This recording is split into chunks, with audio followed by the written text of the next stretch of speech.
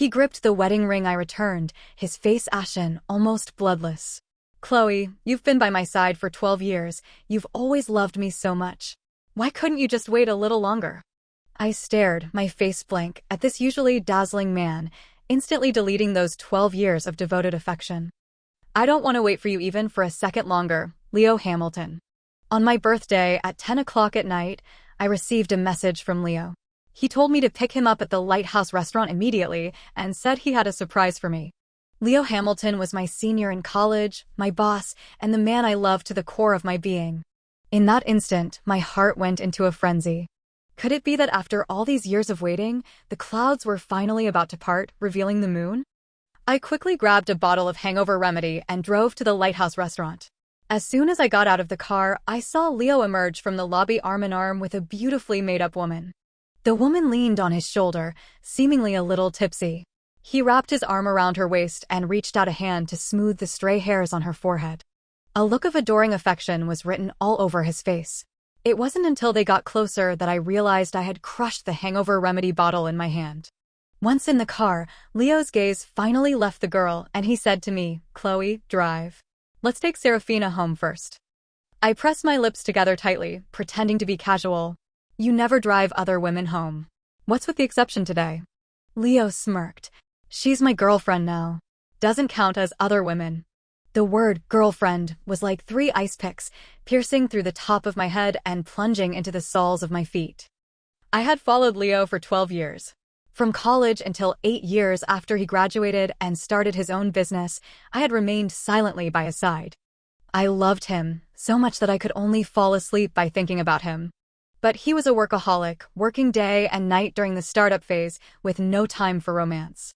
I stubbornly suppressed my love.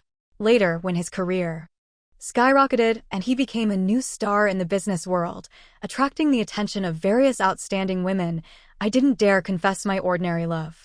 Fortunately, he had said that he didn't want to date or get married. I had thought that being able to be by his side, watching him, and helping him with small things would be enough.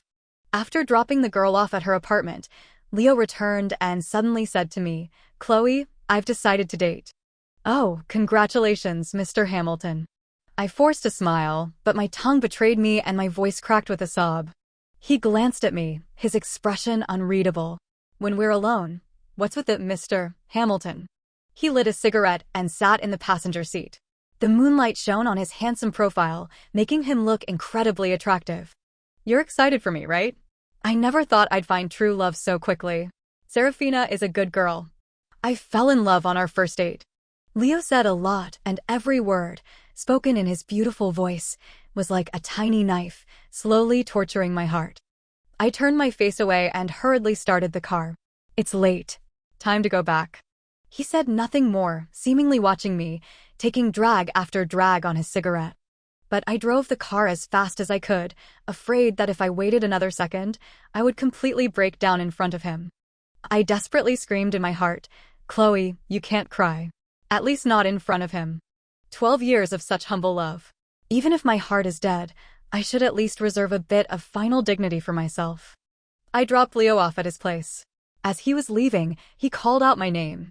I stopped abruptly, my heart suddenly skipped a beat, only to hear him say, "Don't forget the gala tomorrow night."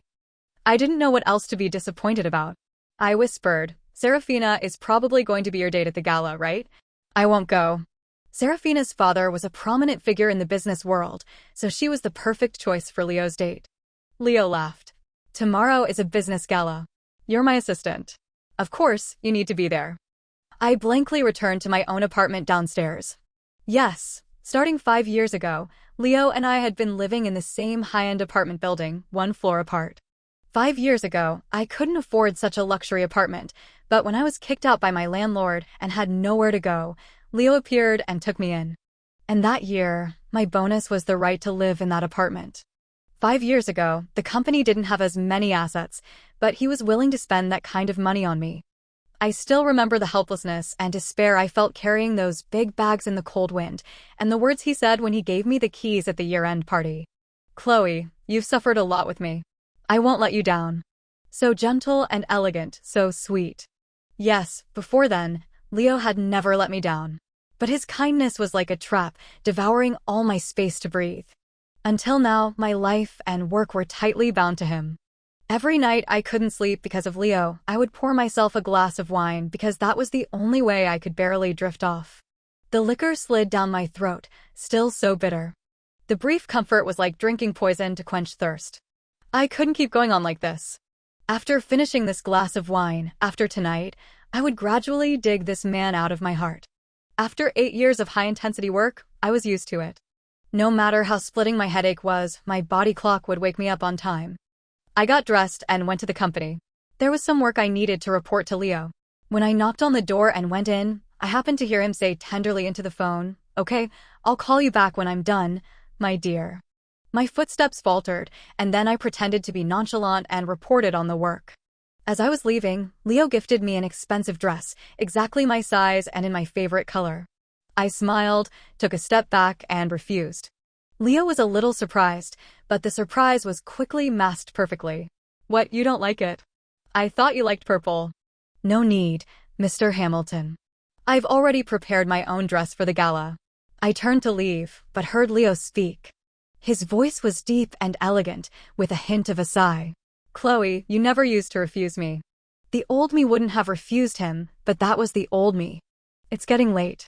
I'll go get ready." I abruptly ended the conversation and quickly left his office, not wanting to explore the meaning behind his words. Tonight's business gala was very important. This was my job. I couldn't mess it up. I quickly went to the mall, got my hair done, changed into a dress, and then Leo and I arrived at the hotel together. Our goal for the evening was William, an investor from Green Cloud Capital.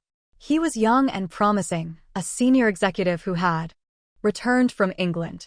The company would soon need the next round of investment, so we needed to gather information in advance. Shortly after entering, Leo was stopped by a middle-aged man who gave me a warning look. I knew who he was. It was Serafina's father. Serafina followed him, smiling sweetly at Leo.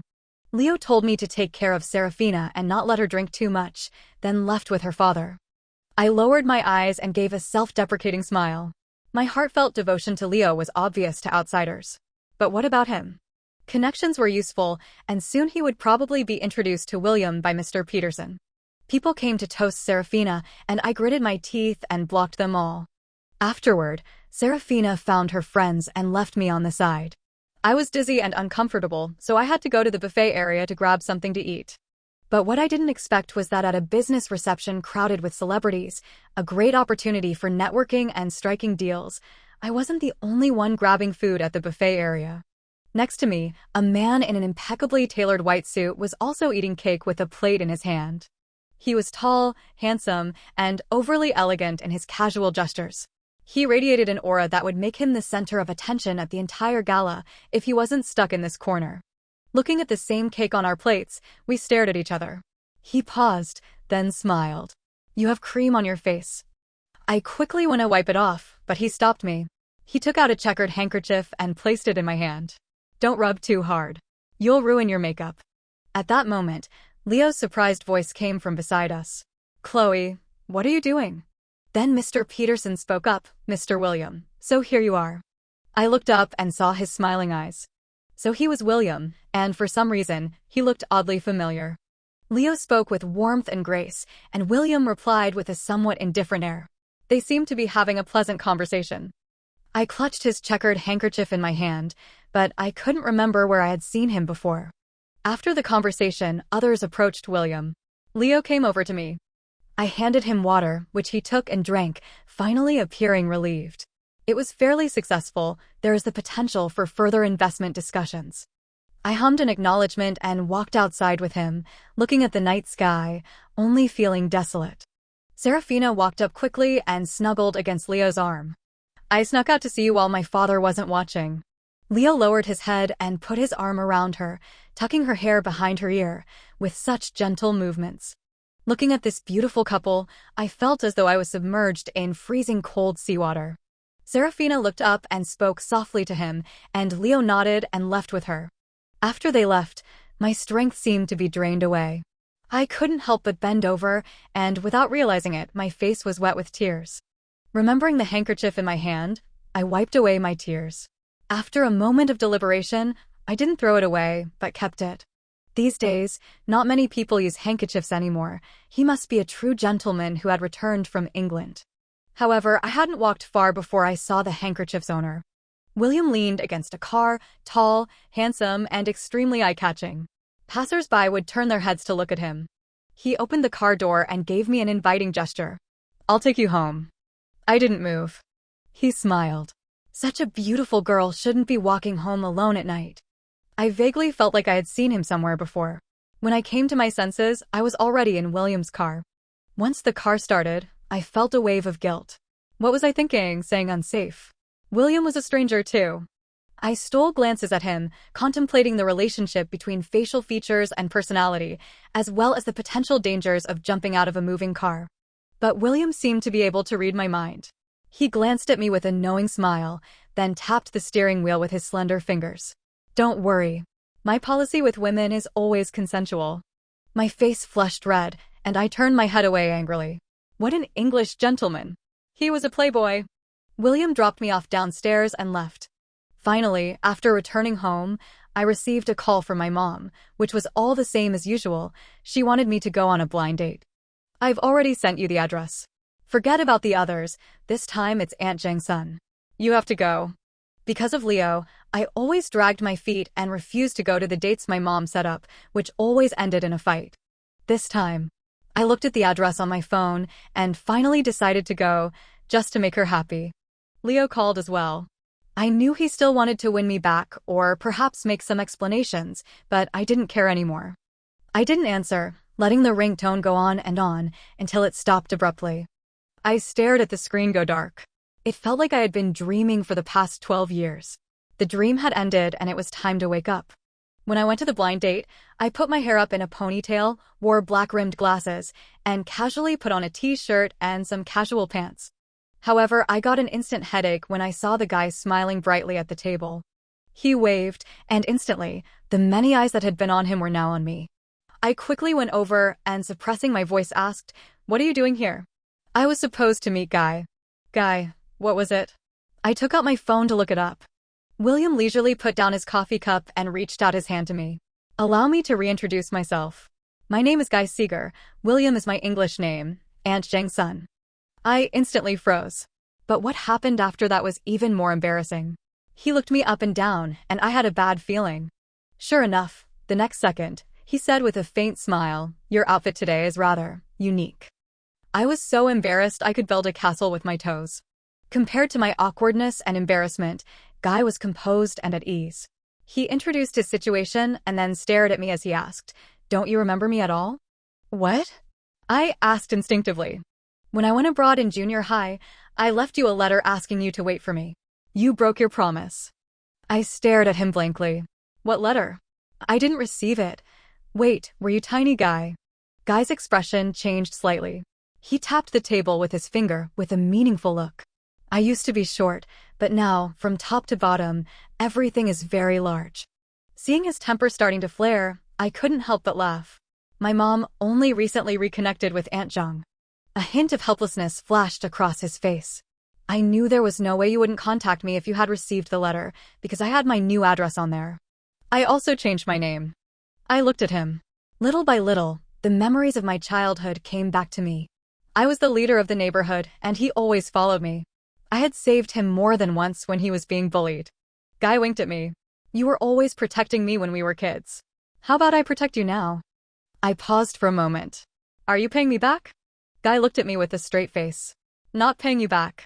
Of course, there are conditions. I only protect my girlfriend." I just took it as a joke and didn't respond. Guy drove me back, and when we were downstairs, he naturally took my hand. "It's cold tonight. I'll warm up your hands." I had never been so close to a man before. I was a little flustered. Just as the elevator arrived, I quickly pulled my hand away and hurried inside, leaving him looking helpless. Back at home, thinking about the day's encounters, I felt a sense of wonder. The tiny guy from back then had actually grown into such a tall and handsome man, and I, as his former leader, inexplicably felt petite and docile standing beside him. Just as I was thinking this, there was a knock on my door. Guy stood there holding a bag, smiling mischievously. "Hungry, right?" Your thoughtful dinner is here. I touched my stomach, realizing that I had been so busy drinking coffee that I hadn't eaten anything all evening. Wait, how did he know my apartment number? Looking at Guy, who was smiling like a fox, I suddenly understood why there was only coffee on the date. While I was thinking, Guy had already walked in on his own. This guy was really easy to get along with. I reluctantly closed the door and turned around, only to see him frowning at the dinner that Leo had brought. Just as I walked over, I saw Guy push Leo's dinner aside with a normal expression and open the one he brought. Don't always order takeout. It's unhealthy. I hummed in agreement and heard Guy say with a smile, these are all things you used to like to eat. Do you still like them now? Seeing the pizza and fried chicken in front of me, I paused and couldn't help but look at the porridge and side dishes that Leo had brought.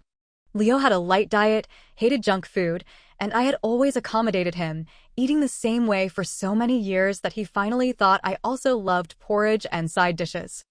I used to think it was a beautiful misunderstanding that he would sense a hint of unspoken understanding. But over so many years, I had gradually forgotten my own preferences. I silently sat down and grabbed a slice of pizza. Guy put a straw into a can of soda and pushed it to my side. Don't be afraid of getting fat. It's okay to eat it once in a while. After we're done, I'll take you for a walk. Tomorrow night, we'll go to the gym. It had been a long time since someone had taken such good care of me. A feeling of melancholy suddenly welled up in my heart. I bowed my head and stuffed a piece of pizza into my mouth. I didn't even know when the tears started flowing. Guy didn't say anything, but I knew he noticed. He was so clever. I saw Guy off, and he insisted on taking out the trash, including the dinner that Leo had brought. But as the elevator doors opened, I saw Leo and Serafina huddled together. Good evening, Mr. Hamilton, Miss Peterson. Seemingly cured by the comfort food, I felt only a sense of calm as I greeted them. Leo looked astonished. William, what are you doing here? Guy smiled slightly and pulled me closer to his side, holding my hand firmly. I'm pursuing my goddess. Leo's expression shifted drastically, and my heart skipped a beat, but I didn't release Guy's hand. I followed him into the elevator. Inside, the atmosphere was quiet and eerie. Serafina blinked. Oh, you know each other? If I had known, my father wouldn't have had to introduce you. Just call me Guy. No need to be so formal when we're not at a business function, Guy said smoothly, chatting with her in a refined and gentlemanly manner. Leo, however, frowned as he stared at the bag Guy was carrying. He looked at me, his eyes seeming to convey both anger and sadness. He was usually so gentle. I had never seen him with such an expression. I turned my head away, avoiding his gaze. With a ding, the elevator reached the ground floor. Leo's face darkened as he watched Guy toss his dinner into the trash can. Guy seemed oblivious. He pulled me toward a nearby path. The moonlight is beautiful tonight. Do you remember? It was an evening just like this when someone was bullying me, and you rushed in and hit him with your backpack. The corners of my mouth involuntarily turned up. Yeah, I remember. I looked up at the night sky. The moonlight was so beautiful. Starting over seemed like a good idea. Thanks for your help tonight, I said to Guy as we parted ways. A fleeting emotion crossed Guy's eyes. Before I could decipher it, he looked at me intently, his voice low. I wasn't acting, Chloe. I'm pursuing you. My heart fluttered as if a wave had rippled through it. Without turning back, I hurried inside. For the next few days, I took a rare vacation, delegating my responsibilities to another assistant. I needed to look for an apartment and handle some things related to Leo. During that time, Leo called many times, but I didn't answer. I moved back in with my parents, briefly enjoying a few days of carefree bliss. When I returned to the office, I found Leo looking haggard, with dark circles under his eyes. Chloe, did you know that I made that dinner myself? And you just watched him throw it away? I looked up and smiled. You made dinner for Serafina and made a little extra to give me, right? Leo stood up abruptly, staring at me, his voice hoarse. You never used to worry about things like that. That's right, I never used to worry about those things. He knew that. He had always known. Looking at his expression, I suddenly understood everything. I said softly, Leo, you always knew I was in love with you, didn't you? Leo suddenly reached out and grabbed my arm, slowly tightening his grip. He said in a low voice, Chloe, I've always cared about you. I just didn't realize that was love. I can finally see it now. I can't live without you. My work and my life have been a mess these past few days. Why did he say this now? It was all too late. I had never been so clear-headed. I didn't need this belated affection, nor did I need affection mixed with other things. This kind of love felt so cheap. I smiled silently, meeting his gaze directly, and slowly pulled my hand away. Leo, you're just used to my care. Before he could speak, I handed him my resignation letter, which I had written long ago. Mr. Hamilton, I am formally submitting my resignation. Leo's face turned ashen. Some things didn't need to be said. It was best to end things here, sparing everyone further awkwardness. Leo looked at me, his furrowed brow slowly smoothing out, even revealing a gentle smile. I didn't think this through. You've been too tired all these years. How about this? I'll give you an extended leave. You can come back whenever you're ready. A rush of bittersweet emotion flooded my heart, but I still shook my head. I can't come back. The smile on Leo's face instantly froze. He finally realized that I was serious. I was serious about leaving him. I turned to leave, and heard a file drop to the floor behind me. I didn't look back. Walking out of that door, I felt an overwhelming sense of relief. I still hadn't found a place to live, so I was temporarily staying with my parents. They had always complained that I was too focused on work and didn't have time for romance, so they were very happy. The sudden free time left me a little at a loss. I tried submitting some resumes. With my abilities and experience, I could easily find a better job. Until, after dinner, I was about to take the dog for a walk and saw Guy standing casually at the door. As I raised my eyebrows, Guy quickly explained, "Don't get me wrong. I just returned to the country and am living at home. This can only be described as fate." Unsure what to say, I just walked forward, looking straight ahead. Sure enough, I heard footsteps behind me. "I'm going for a run too. We're going the same way." Guy was like that when he was a kid. He would follow me with all sorts of excuses. Going the same way was one of his favorites. I didn't realize that the corners of my mouth had turned up. Guy walked the dog with me. I was familiar with the area, and he remembered some sort of story connected with almost every place.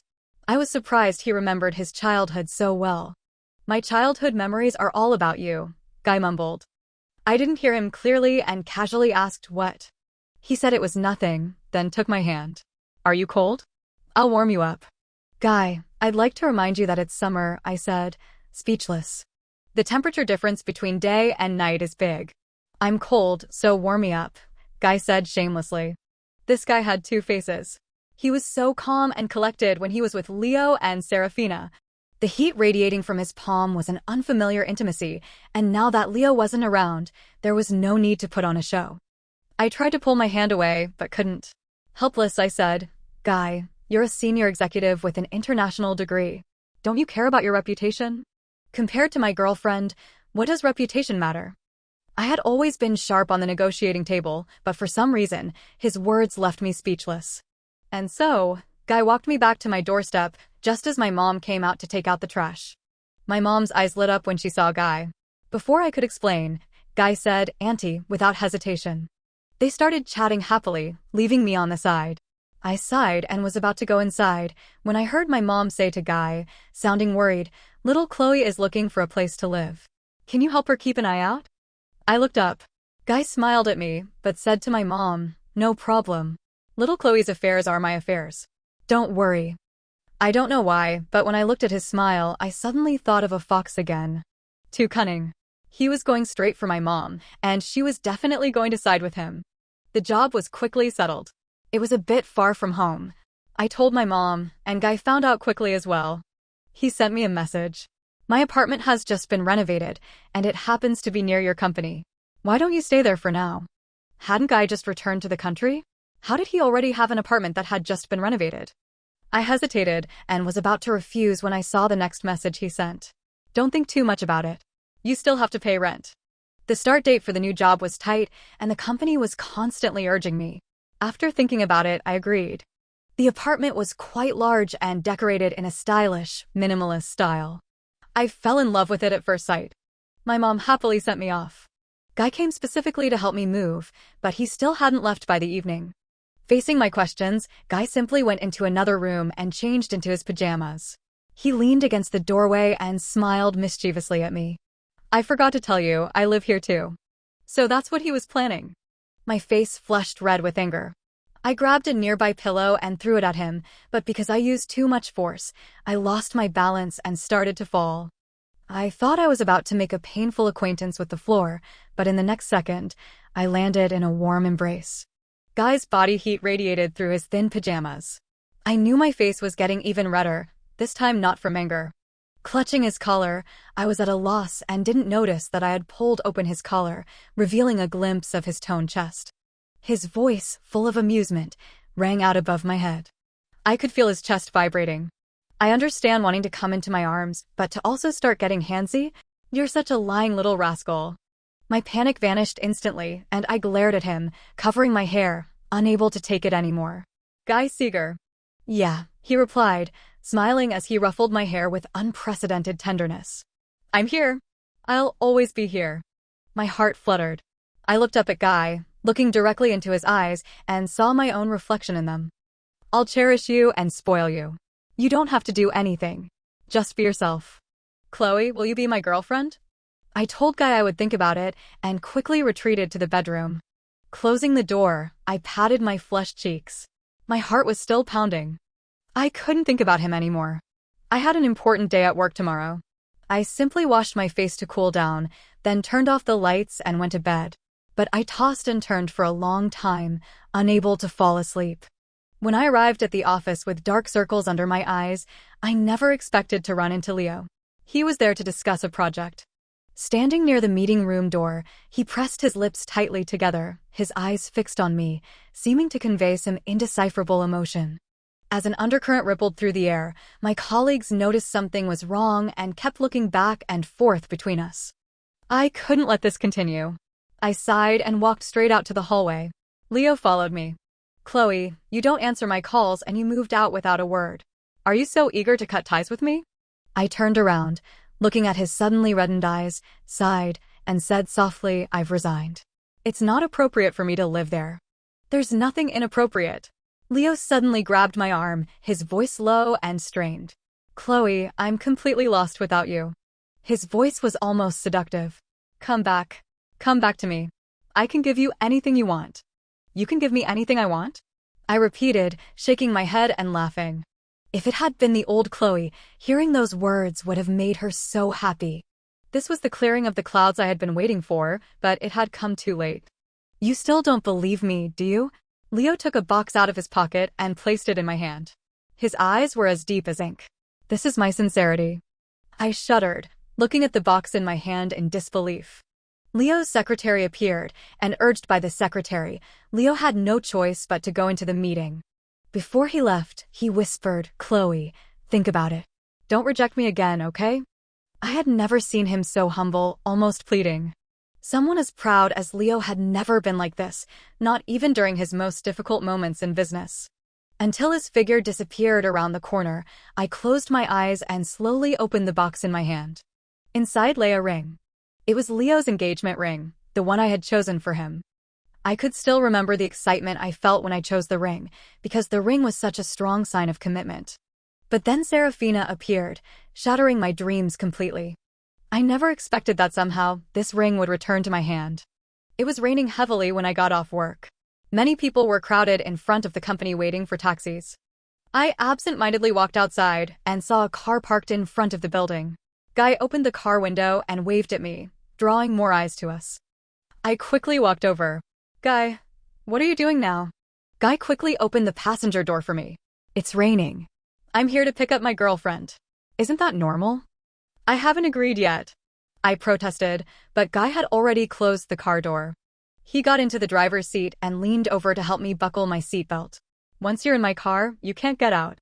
Looking at his slightly damp hair, I turned my head away helplessly and glanced at the rearview mirror. I saw Leo standing not far away, his face ashen.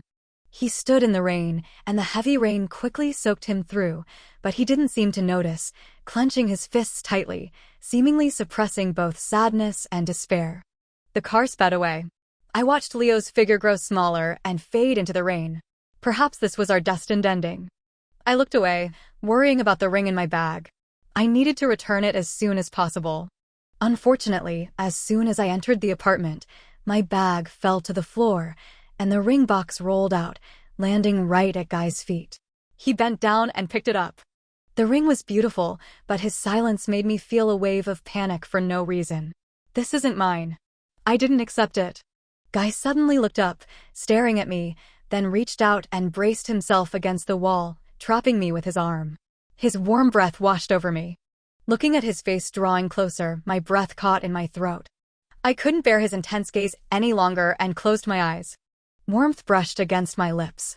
Oxygen was becoming scarce. I almost drowned in his tenderness. I don't know how long passed. Guy reached out and pulled me into his arms. I heard his low, husky voice. "You can't torture me like this, Chloe." My heart skipped a beat, and at that moment, I understood something. Biting my lip, I whispered, "I'll return the ring." The arms around me tightened suddenly. I heard a low chuckle from his chest. "I finally got you to figure it out."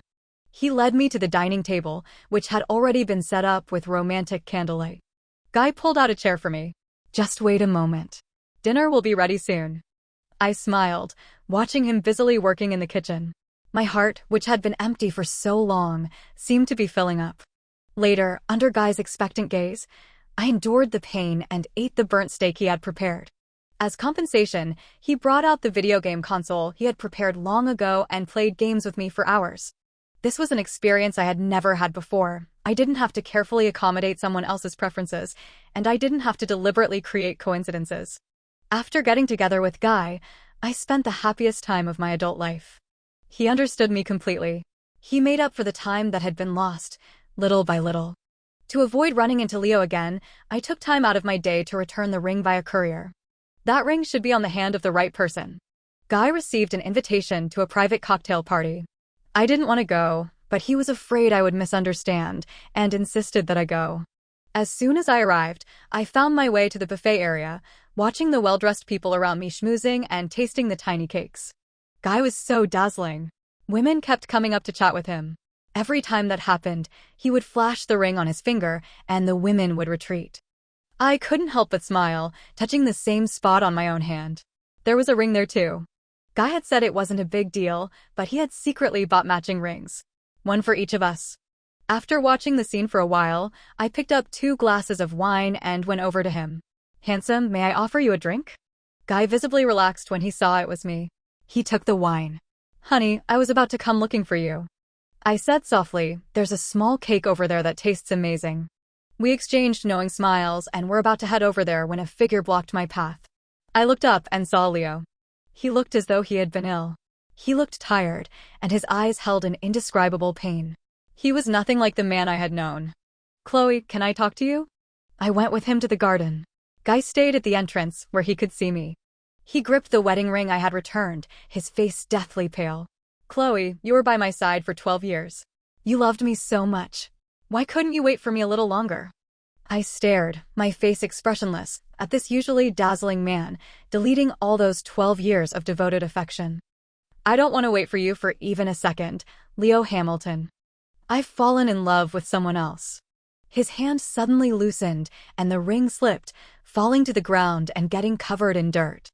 I had once loved him so much that I was willing to be trampled underfoot, almost forgetting that true love should be about mutual support and growth. In the moonlight, I seemed to see tears rolling down his face. I could only sigh and leave. What was missed was missed. The right person comes at the right time. A moment too soon or a moment too late, and there's no fulfillment. I didn't expect Serafina to ask to meet with me. At the cafe, she was as elegant as ever, but there seemed to be a hint of sadness between her eyebrows. Stirring her spoon slowly, Serafina said softly, "I'm going abroad. My flight leaves tomorrow." After pausing, I put down my cup. "Why are you telling me this?" She shook her head slightly, her gaze both wistful and nostalgic. "Chloe, do you know? I fell in love with Leo the first time I saw him. I knew my advantages, beauty, a good family background. I could provide a lot of help to his career. He wouldn't refuse me, and sure enough, he confessed to me soon after. I don't remember when it started, but it seemed like Leo changed after you resigned. He talked business at your company and got caught in the rain. He came back with a high fever and kept calling your name in his. Delirium. Later, when he recovered, he was lost and distraught. I finally realized that the person in his heart was you, not me." I looked at her, unsure what to say. Serafina gave a bitter smile. What really made me decide to leave was that ring. I discovered it a long time ago, but he never mentioned it to me. Chloe, you don't know how enviable you are. Serafina left, her back still elegant, with a hint of stubbornness. Leaving might be painful, but it was also a chance to be reborn. I believed that Serafina would find her own happiness. Taking a weight off my heart, I skipped out of the cafe. The sun shone down suddenly, and I couldn't help but reach out to shield my eyes, and suddenly a shadow fell over me. I looked up and saw a guy hurrying over. Did the deal go through? I asked, standing on the steps, looking Guy in the eye. Guy reached out and lifted me down. I gave a small exclamation and, seeing that no one was around, gave him a light punch. Stop messing around. He smiled. The funding plan went through. Leo is really lucky. I sighed in relief. That's good. After all, I was the one who had been following up on that part. He smiled and took my hand, placing a kiss on it. Of course, the luckiest person is me. I never thought I'd really get you back. I slowly smiled, squeezing his hand back and whispered, me too. Guy's eyes lit up, brighter than the sun. We smiled at each other. Finding the right person is the best ending.